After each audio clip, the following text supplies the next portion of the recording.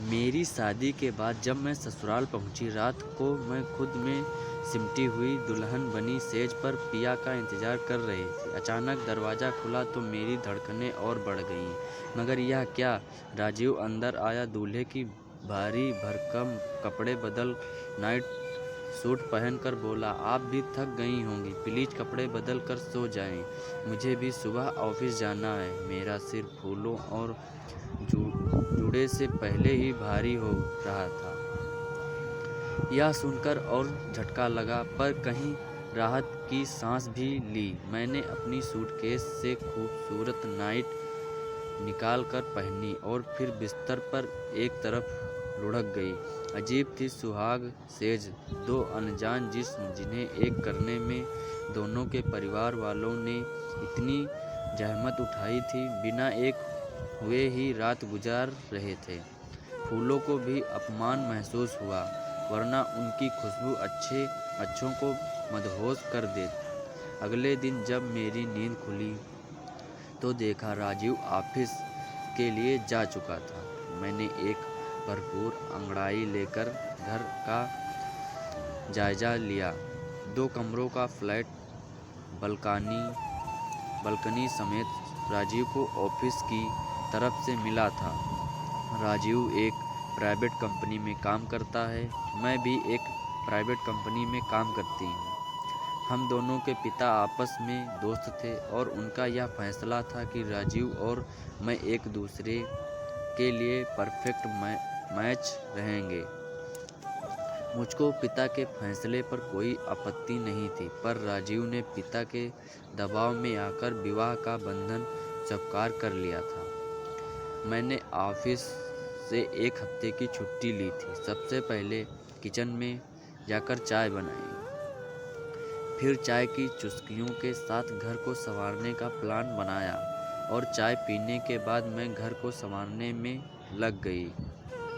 शाम को राजीव के लौटने पर घर का कोना कोना दमक रहा था। जैसे ही राजीव ने घर में कदम रखा, करीने से सजे घर को देखकर उसे लगा, क्या यह वही घर है जो रोज अस्त व्यस्त होता है?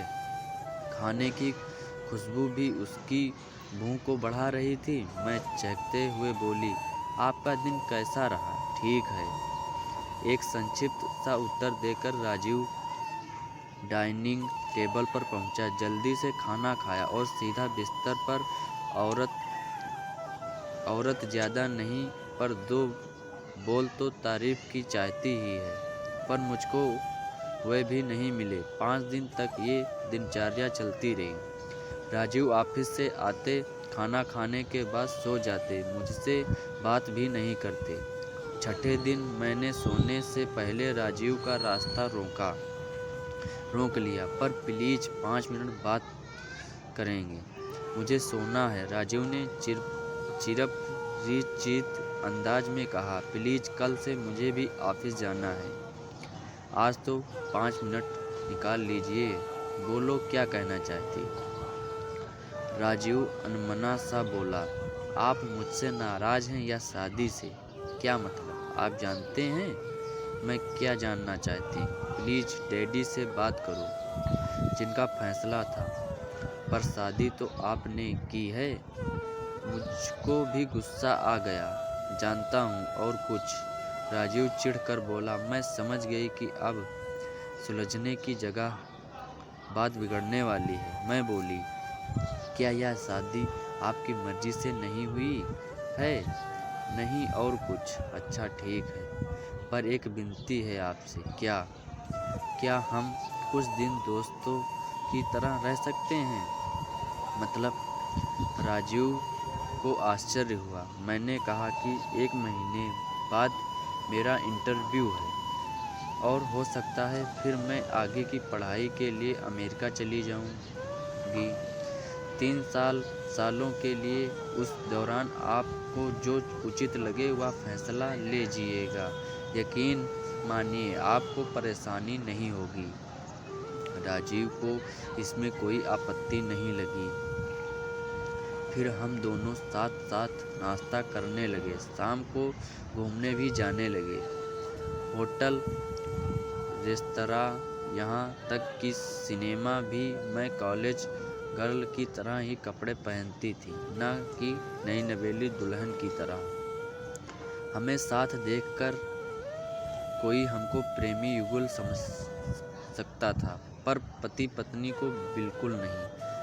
कैफ़े हो या काके दा होटल, दोस्तों के लिए हर जगह बातों का अड्डा होता है, और मेरे पास तो बातों का खजाना था। धीरे धीरे राजीव को भी मेरी बातों में रस आने लगा। उसने भी अपने दिल की बातें खोलनी शुरू कर दी। एक दिन रात को ऑफिस से राजीव लेट आया। उसे जोर की भूख लगी थी। घर में देखा तो मैं पढ़ाई कर रही थी। खाने का कोई अता पता नहीं था।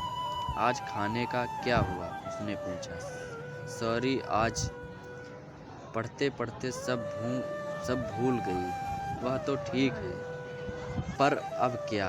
एक काम कर सकते हैं। मुझको एक आइडिया सूझा। मैंने सुना है फाजिल नगर फ्लाईओवर के नीचे आधी रात तक पराठे और चाय मिलती है। क्यों ना वहीं ट्राई करें? क्या? राजीव का मुंह आश्चर्य से खुल रहा है। हाँ, मेरे ऑफिस के काफ़ी लोग जाते रहते हैं। आज हम भी चलते हैं। ठीक है, कपड़े बदलो, चलते हैं। अरे कपड़े क्यों बदलने हैं? ट्रैक सूट में ही चलती हूँ। बाइक पर बढ़िया रहेगा। हमें वहाँ कौन जानता है। वहाँ पर पराठे चाय का राजीव के लिए भी बिल्कुल अलग अनुभव था। ऐसे ही धीरे धीरे हम एक दूसरे से घुलने मिलने लगे। अब राजीव को भी मेरा साथ अच्छा लग रहा था। आखिर वह दिन भी आ ही गया जब मेरा इंटरव्यू था। जब सुबह सुबह घर का काम निपटा कर मैं फटाफट इंटरव्यू के लिए रवाना हो गई। वहाँ मेरे और भी साथी पहले से मौजूद थे। नियत समय पर इंटरव्यू हुआ। मेरे जवाबों ने अधिकारियों को भी खुश कर दिया। उन्होंने कहा, जाइए अपने दोस्तों को भी बताइए कि आप सब पास हो गए हैं। मैं दौड़ते हुए बाहर आई और फिल्मी अंदाज में टाई उतार कर बोली, दोस्तों हम सब पास हो गए हैं। फिर क्या था, बस जश्न का माहौल बन गया। खुशी खुशी सब बाहर आए। मैं सोच रही थी कि बस लूँ या ऑटो, तभी मेरा ध्यान गया कि पेड़ के नीचे राजीव मेरा इंतजार कर रहा है। मुझको अपने दायरे का एहसास हुआ तो पीछे हटकर मैं बोली, आप आज ऑफिस नहीं गए? बधाई हो आशा, तुम्हारी मेहनत सफल हो गई। चलो घर चलते हैं, मैं तुम्हें लेने आया हूँ। राजीव ने मुस्कुराते हुए बाइक स्टार्ट की। मैं चुपचाप पीछे बैठ गई। घर पहुंचकर खाना खाकर थोड़ी देर के लिए हम दोनों सो गए। शाम को मैं हड़बड़ा कर उठी और फिर किचन में जाने लगी तो राजीव ने रोक लिया। परेशान होने की ज़रूरत नहीं है। हम आज खाना बाहर खाएंगे या मंगा लेंगे। ओके। मैं अपने कमरे में आकर अपना बैग पैक करने लगी। यह क्या है, तुम कहीं जा रही हो? राजीव ने पूछा। जी। आपके साथ एक महीना कैसे कट गया पता ही नहीं चला। अब बाकी काम डैडी के पास जाकर कर लूँगी और वहीं से एक हफ्ते बाद अमेरिका चली जाऊँगी। तो तुम मुझे छोड़कर जा रही हो? जी नहीं, आपसे जो इजाज़त मांगी थी उसकी आखिरी रात है। आज मैं मुस्कुराते हुए बोली, जानता हूँ आशा, मैं तुम्हारा दोषी हूँ, पर क्या आज एक अनुरोध मैं तुमसे कर सकता हूँ? राजीव ने थोड़े भरे गले से कहा। जी बोलिए। हम एक महीना दोस्तों की तरह रहें। क्यों? अब यह दोस्ती प्यार में बदल सकती है। इस एक महीने में तुम्हारे करीब रहकर मैंने जाना कि अतीत की यादों के सहारे वर्तमान नहीं जिया जाता। अतीत ही नहीं, वर्तमान भी खूबसूरत हो सकता है। क्या तुम मुझे माफ़ कर सकती हो? उस रात मैंने कुछ ही पलों में दोस्त से प्रेमिका और प्रेमिका से पत्नी का सफ़र तय कर लिया। धीरे धीरे राजीव के आगोश में समाकर राजीव ने मुझे अपनी बाहों में ले लिया। मेरे आंखों से आंसू बहने लगे। अगर दोस्तों आप लोगों को यह स्टोरी पसंद आई हो तो इस वीडियो को लाइक करें, शेयर करें, कमेंट करें और चैनल को भी सब्सक्राइब कर लें ताकि इसी तरह की स्टोरी आपको इसी चैनल के माध्यम से सुनने को मिलेंगी। धन्यवाद फ्रेंड्स।